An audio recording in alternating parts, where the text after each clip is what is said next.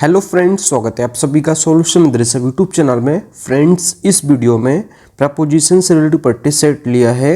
इस practice set में 22 question cover करेंगे। आप लोगों को जरूर बताना है कि आप लोगों ने 22 में से कितना स्कोर किया है। और इसका जो PDF है आपको टेलीग्राम के चैनल पर 1 से 2 दिन मिल जाएगा। तो टेलीग्राम का जो लिंक है वो वीडियो का डिस्क्रिप्शन में है, तो आप सभी लोग जो है टेलीग्राम को ज्वाइन कर लीजिए।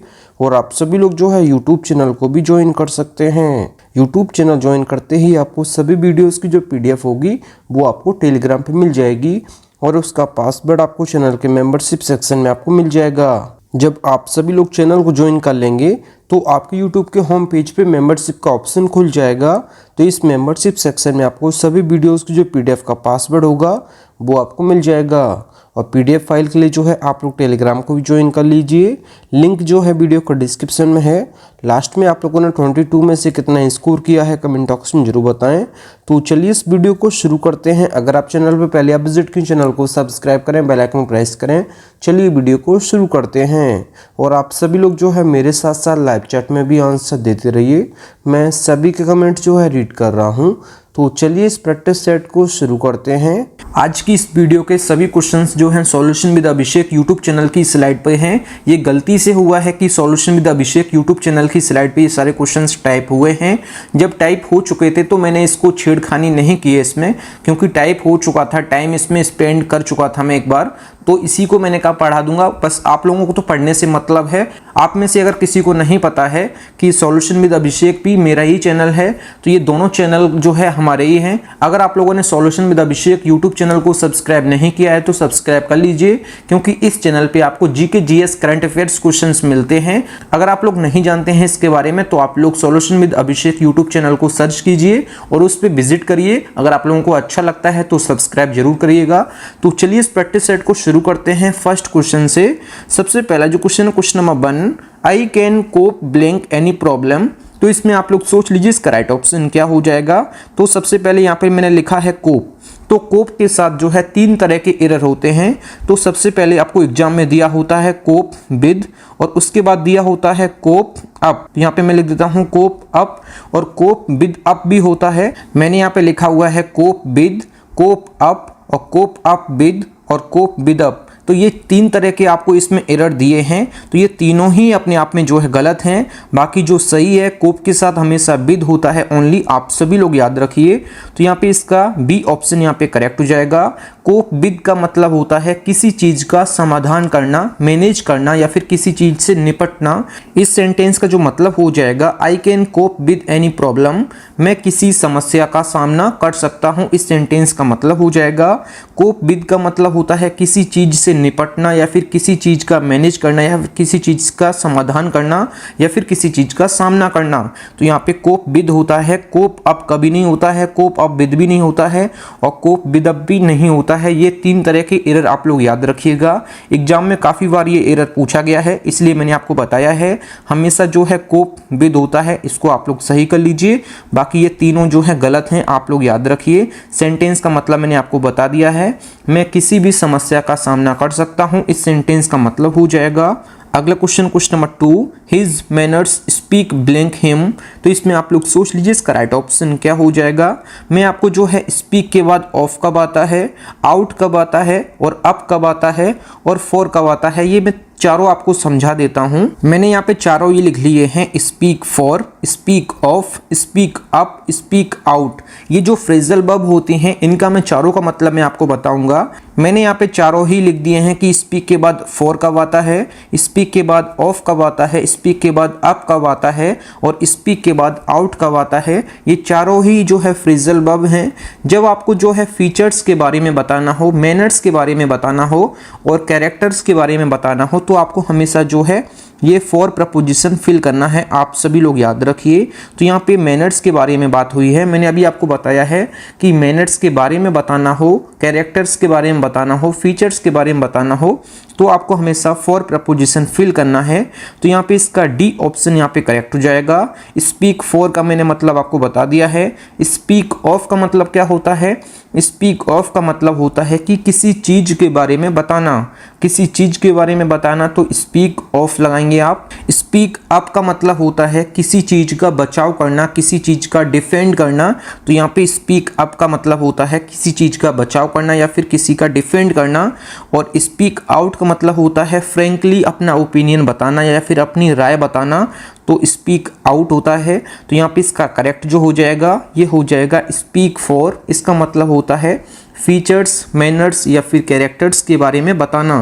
तो यहाँ पे डी ऑप्शन यहाँ पे करेक्ट हो जाएगा। सेंटेंस का मतलब हो जाएगा his manners speak for him, मतलब कि उसके मैनर्स मतलब उसके शिष्टाचार उसके बारे में बताते हैं, उसके जो मैनर्स हैं उसके बारे में बताते हैं। इस सेंटेंस का मतलब हो जाएगा। अगला question number 3, she scoffed blank the idea of revolution. तो इसमें आप लोग सोच लीजिए इसका राइट ऑप्शन क्या हो जाएगा। तो स्कोफ के बाद हमेशा जो प्रपोजिशन आता है हमेशा एट प्रपोजिशन आता है। आप सभी लोग याद रखिए ये जो है फिक्स प्रपोजिशन है। स्कोफ के बाद हमेशा एट प्रपोजिशन आता है। स्कोफ का मतलब होता है कि मजाक उड़ाना। तो यहाँ पे सेंटेंस का मतलब हो जाएगा she scoffed at the idea of revolution. उसने रेवोल्यूशन के आइडिया का मजाक उड़ाया। इस सेंटेंस का मतलब हो जाएगा। अगला question number 4, it is our duty to get blank the truth. तो इसमें आप लोग सोच लीजिए इसका राइट ऑप्शन क्या हो जाएगा। It is our duty to get blank the truth. तो गेट के बाद जो प्रपोजिशन आएगा ये एट आएगा। तो गेट एट का मतलब क्या होता है। तो गेट एट का मतलब होता है किसी चीज के बॉटम तक पहुंचना, किसी के तहत तक पहुंचना, मतलब किसी के बॉटम तक पहुंचना। तो यहाँ पे इसका मतलब हो जाएगा। तो यहाँ पे इसका राइट ऑप्शन हो जाएगा ऑप्शन डी करेक्ट हो जाएगा। सेंटेंस का मतलब हो जाएगा it is our duty to get at the truth, मतलब कि सत्य तक पहुंचना हमारा कर्तव्य है। इस सेंटेंस का मतलब हो जाएगा किसी के तहत तक पहुंचना या किसी के बॉटम तक पहुंचना, इसका मतलब होता है गेट एट का मतलब। अगला question number 5, she was happy to partake blank the festivities. तो इसमें आप लोग सोच लीजिए इसका राइट ऑप्शन क्या हो जाएगा। तो यहाँ पे मैं लिख देता हूँ पार्टेक। मैंने यहाँ पे लिखा है पार्टेक। तो पार्टेक के बाद जो है दो प्रपोजिशन आते हैं, एक आता है ऑफ और एक आता है इन। और ऑफ कब आता है और इन कब आता है, जब आगे पार्टिसिपेट के बारे में बात की जाए। जब आगे जो है पार्टिसिपेट के बारे में बात की जाए, मतलब संलग्न के बारे में बात की जाए, तो आपको हमेशा जो है ऑफ प्रपोजिशन लगाना है। और जब आगे जो है मील के बारे में बात की जाए, मतलब कि खाने के बारे में बात की जाए या फिर इंजॉयमेंट के बारे में बात की जाए, मैं यहाँ पे लिख देता हूँ इंजॉयमेंट के बारे में बात की जाए या फिर खाने के बारे में बात की जाए या फिर मील के बारे में बात की जाए, तो आपको हमेशा जो है प्रपोजिशन इन प्रपोजिशन फिल करना है।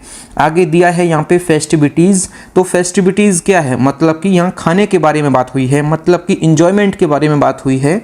तो यहाँ पे आपको प्रपोजिशन इन फिल करना है। आपको मैंने दोनों प्रपोजिशन समझा दिए हैं, ऑफ कब आता है और इन कब आता है। जब खाने के बारे में बात की जाए, मील के बारे में बात की जाए या फिर इंजॉयमेंट के बारे में बात की जाए, तो आपको हमेशा जो है लगाना है प्रपोजिशन इन। और जब ऑफ कब लगाएंगे, जब पार्टिसिपेट के बारे में बात की जाए, तो आपको ऑफ प्रपोजिशन फिल करना है। यहाँ पे कोई भी पार्टिसिपेट के बारे में बात नहीं हो रही है, यहाँ पे कोई भी शामिल होने के बारे में बात नहीं हो रही है, तो यहाँ पे ऑफ नहीं लगाएंगे, यहाँ पे इन लगाएंगे। तो यहाँ पे इसका ए ऑप्शन यहाँ पे करेक्ट हो जाएगा। सेंटेंस का मतलब हो जाएगा वह उत्सवों में पार्टी करके खुश थी। इस सेंटेंस का मतलब हो जाएगा। फ्रेंड्स, अगर आपको वीडियो पसंद आती है तो वीडियो को लाइक और अपने 10 फ्रेंड्स से वीडियो को जरूर शेयर करें। अगला question number 6, a thorough search of the aircraft was carried blank in the airport. तो इसमें आप लोग सोच लीजिए इसका राइट ऑप्शन क्या हो जाएगा। एक फ्रेजल वर्ब होती है कैरी आउट, यहाँ पे मैं लिख देता हूँ कैरी आउट। कैरी आउट का मतलब क्या होता है, तो कैरी आउट का मतलब होता है किसी चीज का बारीकी से किया जाना। तो किसी चीज का बारीकी से किया जाना कहलाता है कैरी आउट। आप सभी लोग याद रखिए। तो कैरी की यहाँ पे थर्ड फॉर्म लिखी हुई है कैरीड, तो कैरीड आउट यहाँ पे इसका करेक्ट हो जाएगा, ऑप्शन ए करेक्ट हो जाएगा। कैरीड आउट जो फ्रेजल वर्ब होती है, कैरी आउट जो फ्रेजल वर्ब होती है, इसका अर्थ होता है किसी चीज को बारीकी से करना। तो यहाँ पे सेंटेंस का जो मतलब हो जाएगा, a thorough search of the aircraft was carried out in the airport, मतलब कि एयरपोर्ट पर विमान की बारीकी से तलाशी ली गई। इस सेंटेंस का मतलब हो जाएगा। अगला question number 7, discrimination blank any form should be avoided. तो इसमें आप लोग सोच लीजिए इसका राइट ऑप्शन क्या हो जाएगा। डिस्क्रिमिनेशन के बाद हमेशा जो प्रपोजिशन आता है हमेशा इन प्रपोजिशन आता है। तो यहाँ पे इसका राइट ऑप्शन हो जाएगा, ऑप्शन यहाँ पे डी करेक्ट हो जाएगा। डिस्क्रिमिनेशन के बाद हमेशा प्रपोजिशन आता है इन। आप सभी लोग याद रखिए, ये जो है फिक्स प्रपोजिशन है। सेंटेंस का जो मतलब हो जाएगा discrimination in any form should be avoided, मतलब कि किसी भी भेदभाव से बचना चाहिए, इस सेंटेंस का मतलब हो जाएगा। अगला question number 8, a large number of people have fallen victim blank dengue fever. तो इसमें आप लोग सोच लीजिए इसका राइट ऑप्शन क्या हो जाएगा। तो यहाँ पे दिया है फॉलन, तो फॉलन के बाद हमेशा टू आता है प्रपोजिशन। और कब आता है टू? जब आगे जो है शिकार होने के बारे में बात की जाए, आगे जो है विक्टिम के बारे में बात की जाए, तो आपको हमेशा जो प्रपोजिशन फिल करना है, ये फॉलन के बाद हमेशा टू प्रपोजिशन फिल करना है। ये जो है फिक्स प्रपोजिशन है। जब किसी चीज़ के शिकार होने के बारे में बात की जाए तो आपको हमेशा फॉलन के बाद आपको टू प्रपोजिशन फिल करना है। तो यहाँ पे इसका राइट ऑप्शन हो जाएगा ऑप्शन ए करेक्ट हो जाएगा। सेंटेंस का मतलब हो जाएगा a large number of people have fallen victim to dengue fever, मतलब कि बड़ी संख्या में लोग डेंगू फीवर के शिकार हो गए हैं, इस सेंटेंस का मतलब हो जाएगा। अगला question number 9, this work of art is वर्दी ब्लैंक प्रेज। तो इसमें आप लोग सोच लीजिए इसका राइट ऑप्शन क्या हो जाएगा। तो वर्दी के बाद हमेशा जो प्रपोजिशन आता है हमेशा ऑफ प्रपोजिशन आता है, तो यहाँ पे इसका ए ऑप्शन यहाँ पे करेक्ट हो जाएगा। वर्दी ऑफ का मतलब होता है कि काबिल के तारीफ होना। यहाँ पे सेंटेंस का जो मतलब हो जाएगा this work of art is worthy of praise. यहाँ पे सेंटेंस का जो मतलब हो जाएगा ये जो आर्ट है वो काबिल तारीफ है, इस सेंटेंस का मतलब हो जाएगा। अगला question number 10, for a child a blow blank self esteem is a terrible thing. तो इसमें आप लोग सोच लीजिए इसका राइट ऑप्शन क्या हो जाएगा। तो यहाँ पे सेल्फ एस्टीम दिया है। सेल्फ एस्टीम मतलब होता है आत्मसम्मान, मतलब कि सेल्फ रिस्पेक्ट। तो यहाँ पे ब्लो के बाद जो प्रपोजिशन आएगा ये टू प्रपोजिशन आएगा, तो यहाँ पे इसका सी ऑप्शन यहाँ पे करेक्ट हो जाएगा। ब्लो टू का मतलब क्या होता है? तो ब्लो टू का मतलब होता है, तो ब्लो टू का मतलब होता है किसी चीज का खत्म हो जाना या फिर किसी चीज का हट जाना या फिर किसी चीज का निकल जाना। तो यहाँ पे सेंटेंस का मतलब हो जाएगा एक बच्चे के लिए आत्मसम्मान को ठेस पहुंचाना, मतलब कि उसके सेल्फ रिस्पेक्ट को ठेस पहुंचाना एक भयानक बात है, इस सेंटेंस का मतलब हो जाएगा for a child a blow to self esteem is a terrible thing. तो यहाँ पे इसका सी ऑप्शन यहाँ पे करेक्ट हो जाएगा। अगला क्वेश्चन नंबर 11, फ्रेंड्स अगर आपको वीडियो पसंद आती है तो वीडियो को लाइक और अपने 10 फ्रेंड्स में वीडियो को जरूर शेयर करें। अगला question number 11, he is a descendant blank the Mughal royalty. तो इसमें आप लोग सोच लीजिए इसका राइट ऑप्शन क्या हो जाएगा। तो डिसेंडेंट के बाद जो प्रपोजिशन आएगा यहाँ पे ऑफ प्रपोजिशन आएगा, इसका मतलब होता है बारिश, मतलब कि वंशज। तो यहाँ पे सेंटेंस का मतलब हो जाएगा वह मुगल राजघराने के वंशज हैं, इस सेंटेंस का मतलब हो जाएगा।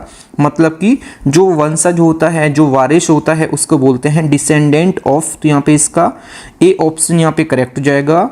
अगला question number 12, fate smiled blank him in all his ventures. तो इसमें आप लोग सोच लीजिए इसका राइट ऑप्शन क्या हो जाएगा। तो यहाँ पे मैं फ्रेजल वर्ब लिखता हूँ स्माइल ऑन, तो यहाँ पे मैंने लिखा है स्माइल ऑन फ्रेजल वर्ब। इसका मतलब होता है टू ब्लेस। टू ब्लेस मतलब कि प्रसन्न होना।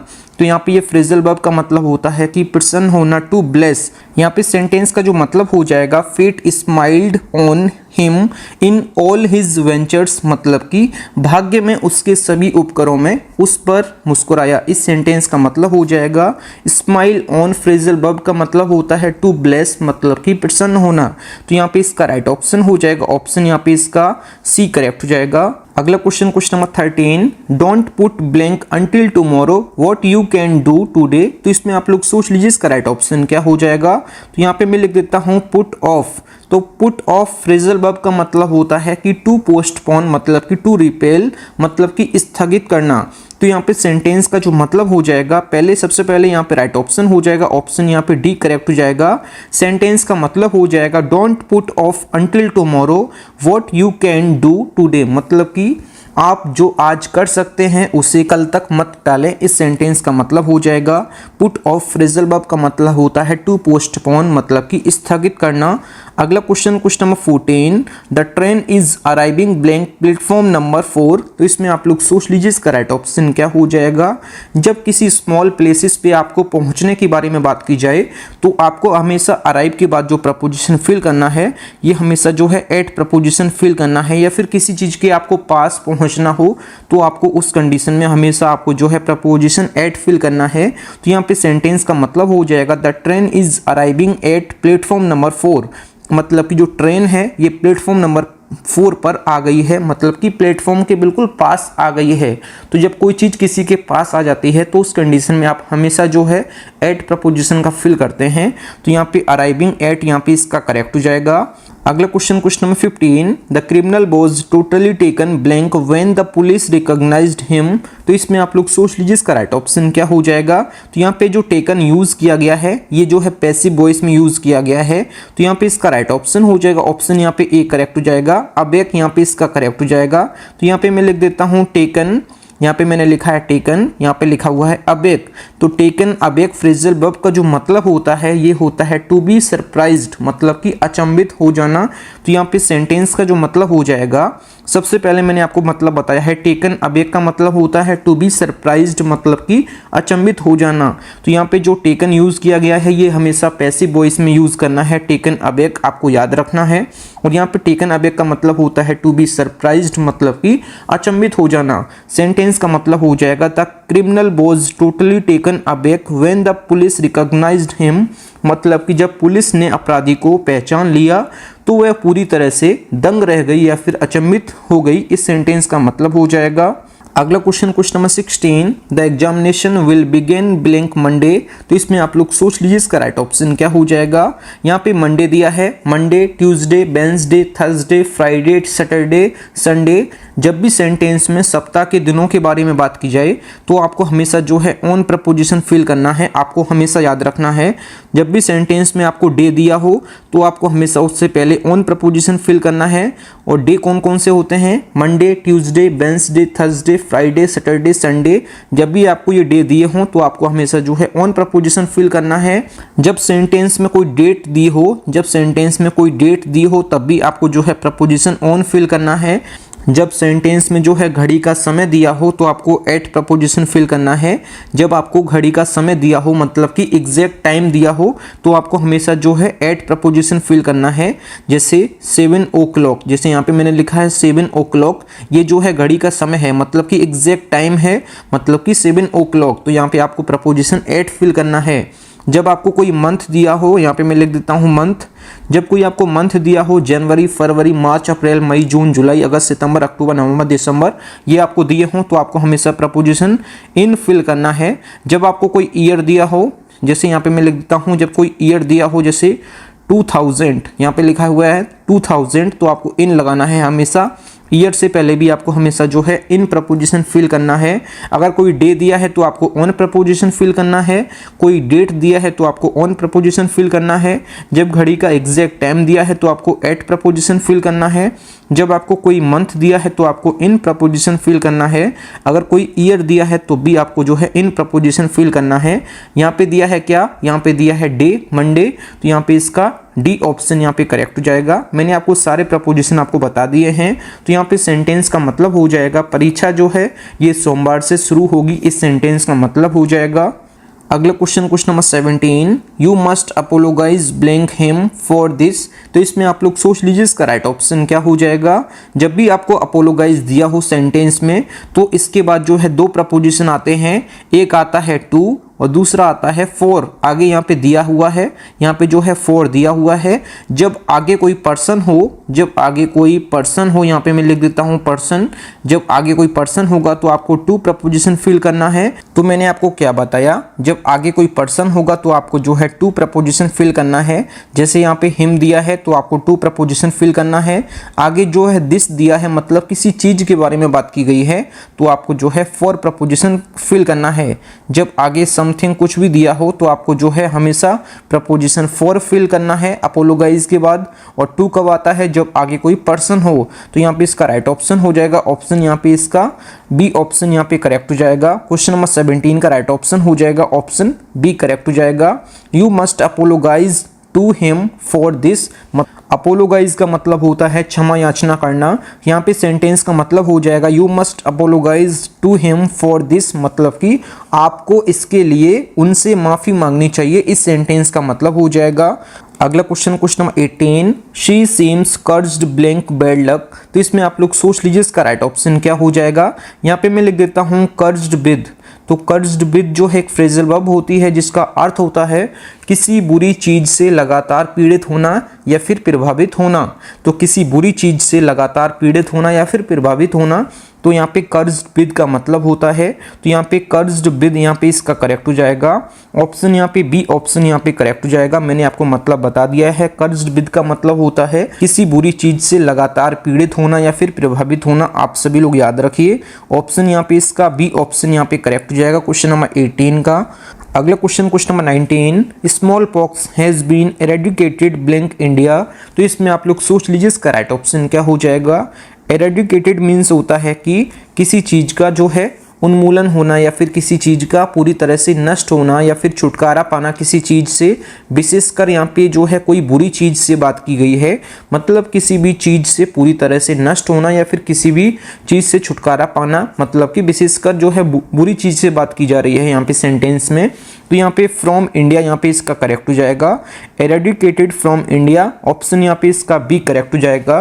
भारत से चेचक का उन्मूलन हो चुका है, इस सेंटेंस का मतलब हो जाएगा एरेडिकेटेड फ्रॉम इंडिया, यहाँ पे इसका बी ऑप्शन यहाँ पे करेक्ट हो जाएगा।